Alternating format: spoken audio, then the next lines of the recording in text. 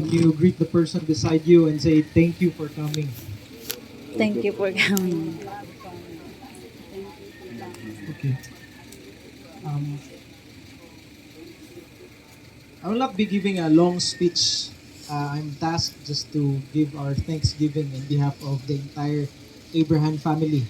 So in behalf sa 9 kaanak ni nanay, 4 kabubay, 5 kausog, including akong late Papalino, in behalf of the 18 apos, akong gihap 18 day may ka-grandchildren, and in behalf of the 9 great-grandchildren, apo sa tuhod ni nanay, we would like to thank you. Sa tanan na adre, we would like to thank you from the bottom of our hearts.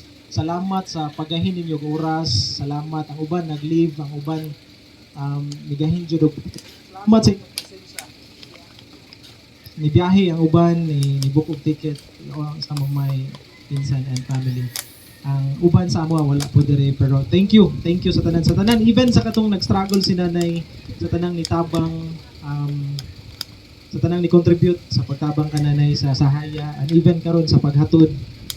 Thank you very much on behalf of the Abraham family. Nagpasalamat mi ako kay among salamat sa inyong simpatiya, sa inyong comfort, sa inyong presensya. Thank you very much.